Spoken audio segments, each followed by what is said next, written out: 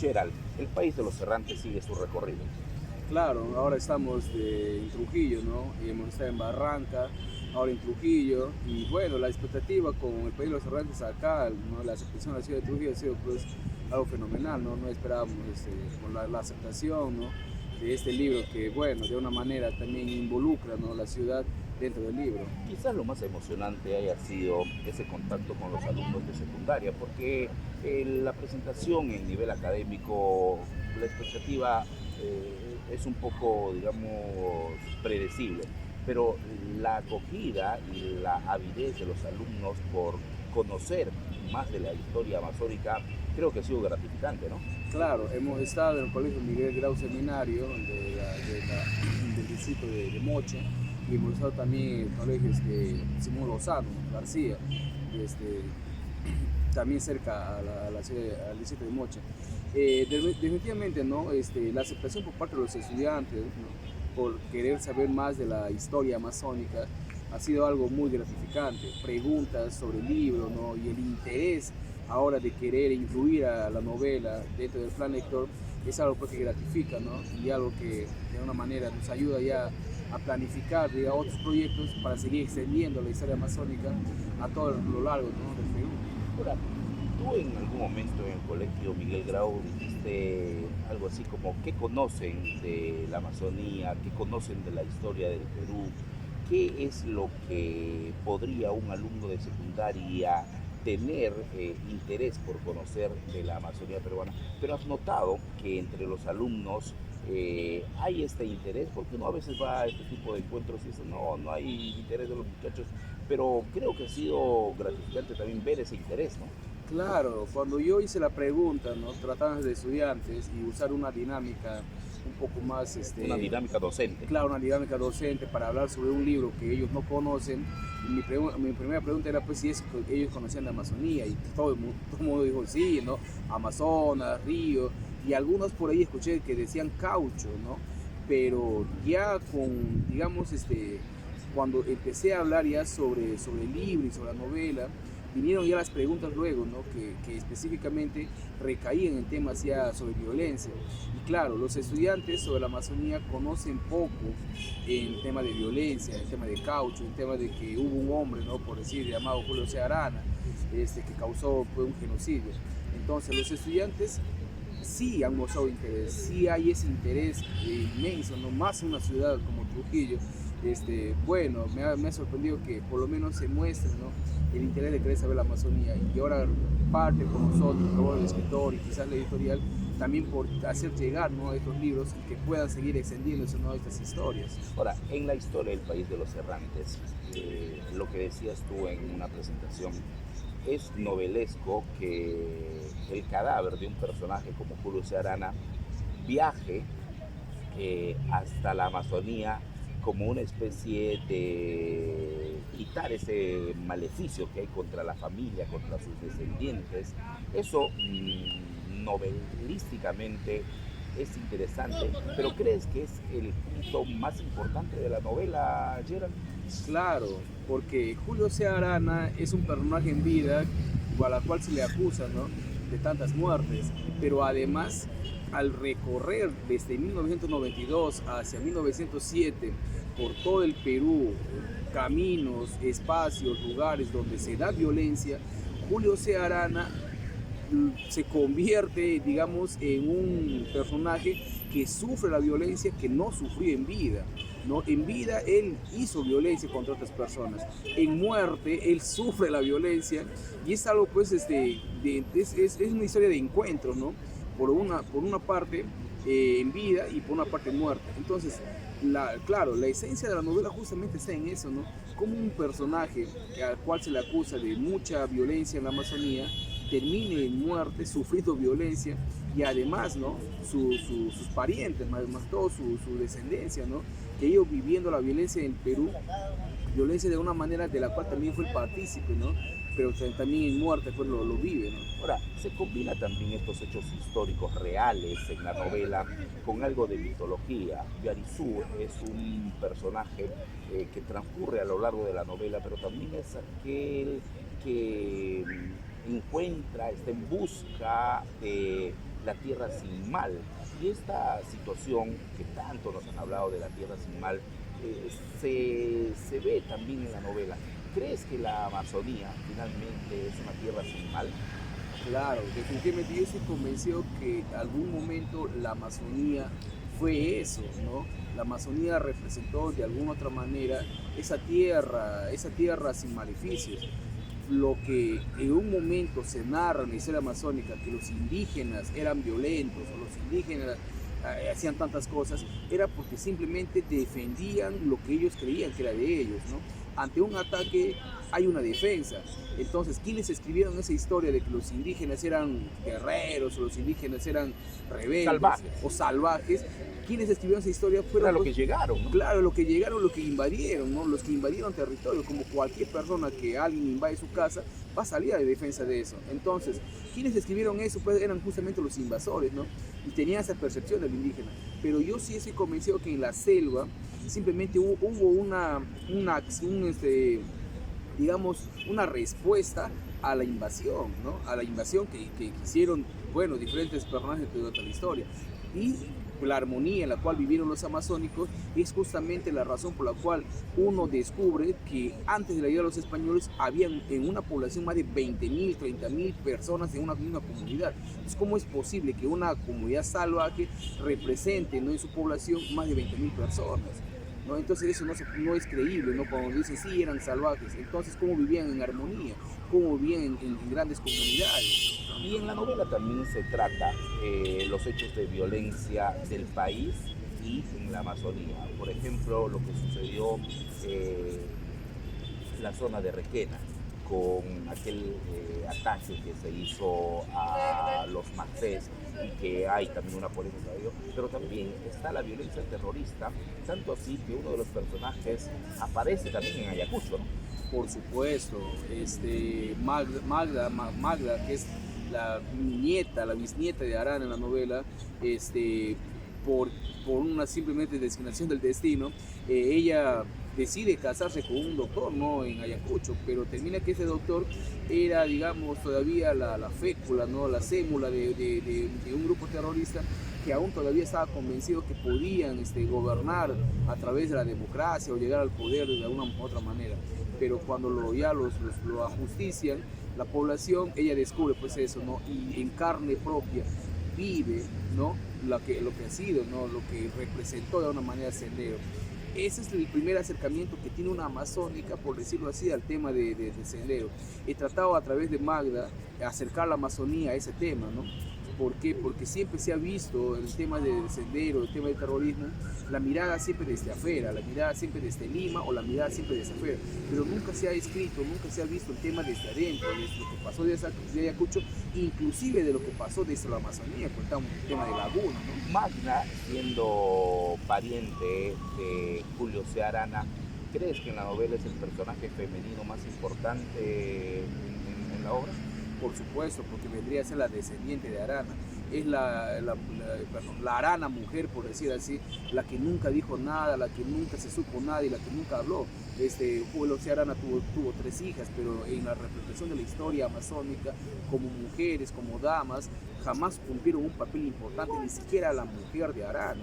Entonces necesitaba yo valerme de un recurso femenino que sea netamente aranesco o descendiente propiamente de Arana para poder darle ese papel, ¿no? De alguna manera darle vida y darle más que todo la madurez lingüística o palabresca, como se quiera decir, que de diálogo, ¿no?, que pueda representar justamente eso, el otro lado, el lado femenino de los Arana, ¿no?, de la cual nunca se supo nada. También se habla de lo que hizo Fujimori en su momento contra los derechos humanos, ¿no? Por supuesto, ¿no? Hoy, este año se cumple 30 años de la matanza de Cantuta, que es un tema que sigue vigente, hay personas que siguen sin encontrarse, ¿no?, el tema de Barrios Altos.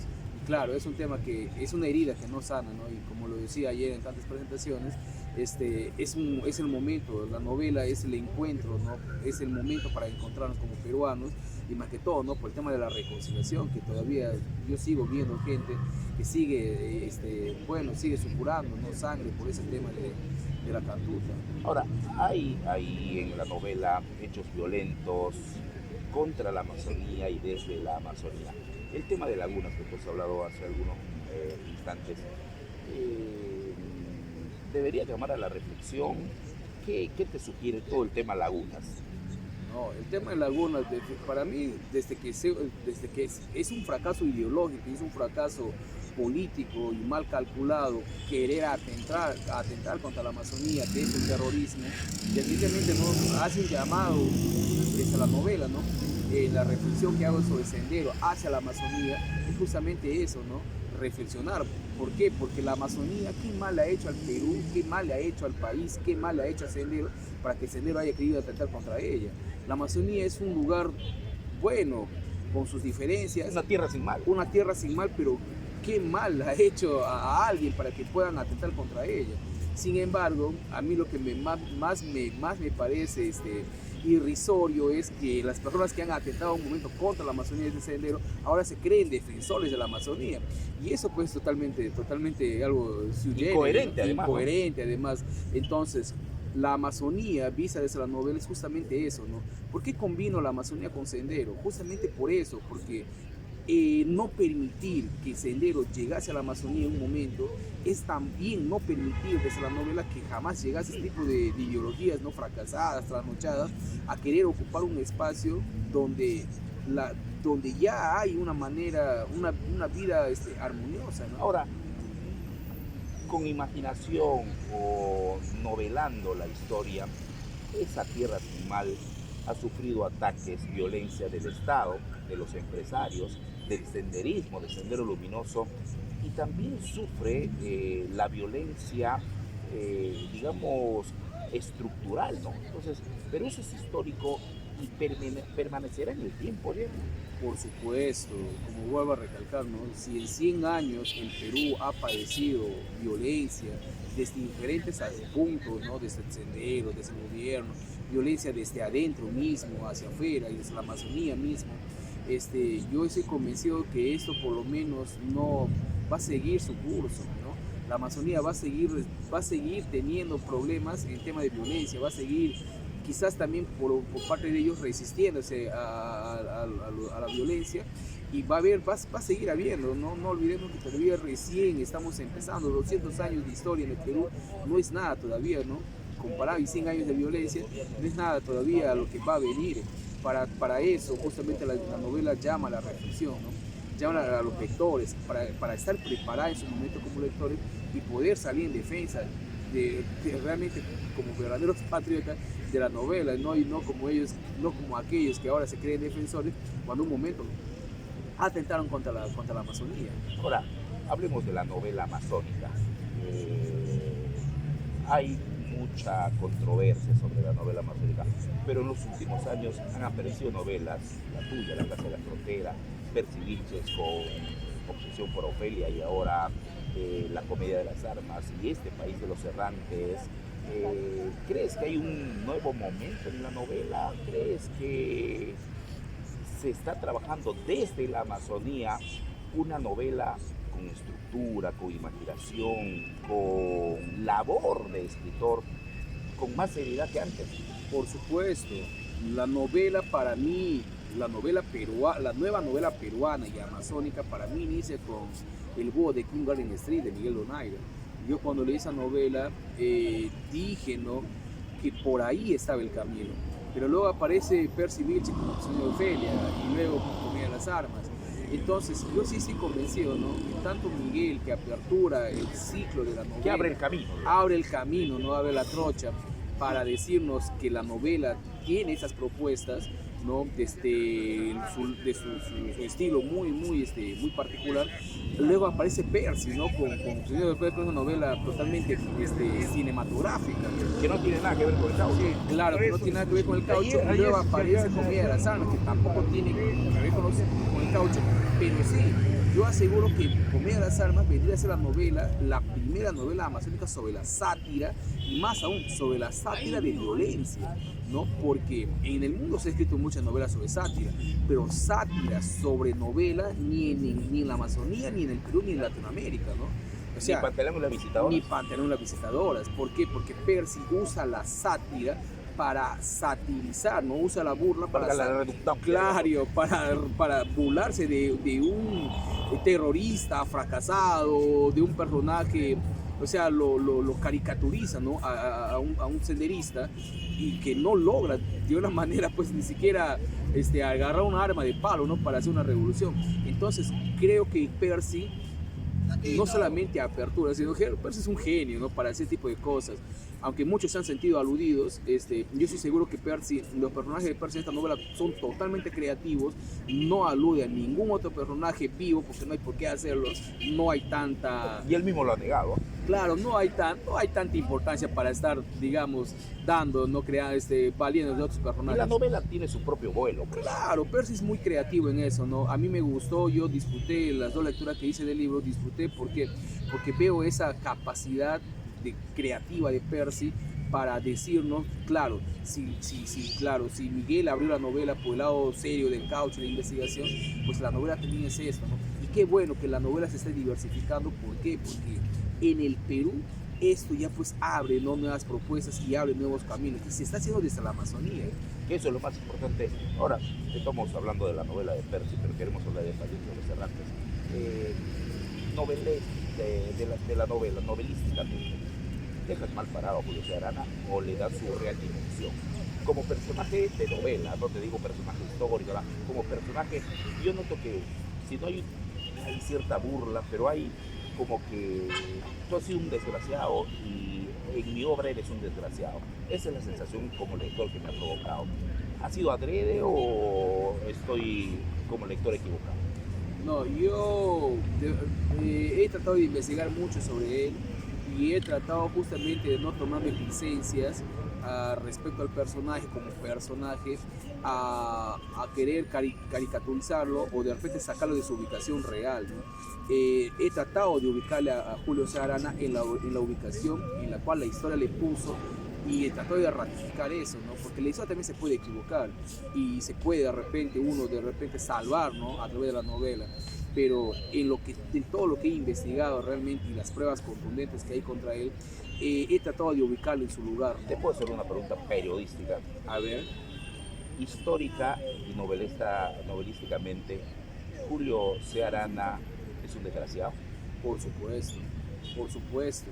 Eso no solamente es un personaje desgraciado. Claro, es un personaje, porque si uno lee los atestados, ¿no?, del juez Paredes, las crónicas de Benjamín Saldaña, uno revisa el libro de El Palacio del Diablo, inclusive ya por ir un poco más cerca, ¿no?, uno revisa la propia defensa de Julio C. Arana contra el Pumayo que le hizo Carlos Rey de Castro. Realmente, pues, no, y las fotografías del caucho que le mandó a hacer a Santino, a su cuñado.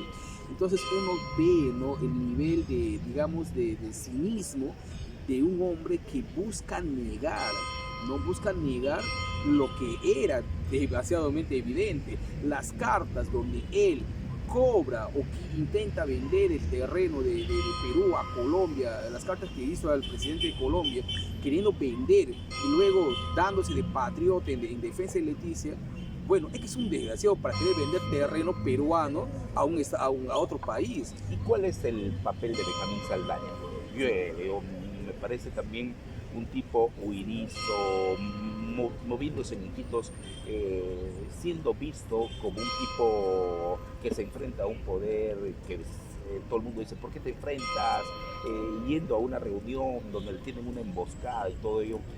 Pero ¿cuál es el papel de Benjamín Saldaña, no solo en la novela, sino en la historia, Cheo? Bueno, Benjamín Saldaña, a un principio cuando yo leía a partir de Rey de Castro alguna defensa, ¿no?, cuando habla de Benjamín, veía que Benjamín se conocía muy bien con Arana, ¿no? Se conocía muy bien porque la forma como habla Rey de Castro de él es de alguien que sí lo conocía. Y claro, Rey de Castro se conocía con Benjamín desde la guerra del Pacífico, ¿no?, en la defensa de Miraflores, pero también se conoció con Arana, ¿no? Intentaron conversar un momento. Pero luego el deslinde que hace ya Benjamín en la vida real y en la novela sobre el tema, ¿no?, toma postura en denunciar el genocidio que estaba haciendo Arana, eso le convierte pues a Benjamín en un personaje totalmente defensor de la Amazonía, ¿no? Yo puedo decir que vendría a ser el primer patriota real, no solamente por la defensa de Lima, sino también el patriota amazónico, ¿no? ¿Así? Claro, ¿por qué? Porque el hecho de denunciar a Arana, al otro patriota, ¿no? Porque ese momento de ser patriota era dos patriotas, ese momento de denunciar un patriota que peleó por la defensa de Miraflores, estar denunciando a alguien que se hizo llamar defensor de las fronteras vivas por el tema de Colombia, era el enfrentamiento pues, de dos personajes, la cual uno tenía reputación en Lima y era un personaje muy importante, y el otro tenía reputación en Iquitos, ¿no? Era la lucha, y claro, y para Arana no era fácil, por eso es que nunca se le, digamos, atentó contra su vida, no era fácil pelear contra él. Rey de Castro le decía, este personaje es muy importante en Lima, así que ten mucho cuidado, además... No le quieres matar. Claro, por decir así, no le intentes matar. Pero en la novela se deja intervenir eso, ¿no? Claro, pero yo luego investigué que sí, Rey de Castro se conocía muy bien con Benjamín y había esa conciencia de respeto, ¿no? Solamente que Benjamín nunca aceptó un cargo de vicónsul, esas cosas, y Arana también le tenía ese respeto. Pero sí, Benjamín sí se fue contra él, ¿no? Y denunció y todo eso, y lo único que puso es hacerlo huir. Una pregunta final para los colegas. ¿Benjamín Saldaña es el periodista más importante de la historia de Quito? Por supuesto, debería ser considerado así, ¿no? Porque lo que hizo, inclusive no intentaron atentar contra su vida, que hizo ¿Y por qué no se le da ese lugar? ¿Por qué no se le pone una calle, su nombre? ¿Por qué se le olvida a Benjamín? ¿Por haberse enfrentado a ese poder? Yo creo que también por falta de conocimiento, ¿no? Por falta de, bueno, de igual manera la historia algún día lo ha de absorber, ¿no? Del olvido. Pero yo creo que por falta de conocimiento, Benjamín no está en el lugar donde debería estar. La Asociación de Periodistas del Perú debería, por lo menos, ¿no? hacer una investigación sobre su vida, como de tantos periodistas, y ponerla en el lugar que corresponde. Pero desde Iquitos, desde la Amazonía, yo pienso que debería reconstruirse la historia, ¿no? Julio C. Arana ha sido el empresario y político que vivió en Iquitos más nefasto de la historia. Claro, el más nefasto y el más importante, ¿no? No olvidemos que de alguna manera Julio C. Arana, bueno, además de de fundar el CNI, hospitales y colegios, en su momento engañó a la población como el mejor patriota, ¿no? Sí. Como el mejor patriota, como el personaje más importante. Sin embargo, pues la historia no lo niega, ¿no? Que fue el más nefasto. Definitivamente él va a ocupar ese lugar hasta ahora, ¿no? Como el empresario. Y el empresario que hizo dinero pues con sangre, ¿no? A costa de tantas vidas, de tantos indígenas, ¿no? A la cual ahora se repite. No es la primera vez, pero seguro tampoco será la última, pero ya tenemos la costumbre en Tierra Nueva, y contigo también, de los libros, presentarlos fuera de Iquitos para luego hacerlo en la capital de Loreto. El país de los errantes no es la novedad. Esperemos que Iquitos tenga similar acogida que otras ciudades, ¿no? Claro, ahora que vamos a estar en septiembre en Iquitos promocionando el país de los errantes y la serie Ucamara, en la cual está Percy Wilson, ¿no? Está Jorge Nájar y Walter Lingan, ¿no? Esta serie en la cual también pertenece el país de los errantes. Esperemos, ¿no? que la población vaya, asista, porque es el momento de que Iquitos, al igual que Trujillo, al igual que Lima y al igual que otras ciudades, también muestre, ¿no? su nivel cultural y su interés por querer también encontrarse consigo mismo a través de los libros, ¿no? Ahora que la Amazonía y la literatura amazónica está en su mejor momento. Muchas gracias. Fue Gerald Rodríguez, autor del País de los Errantes desde Trujillo.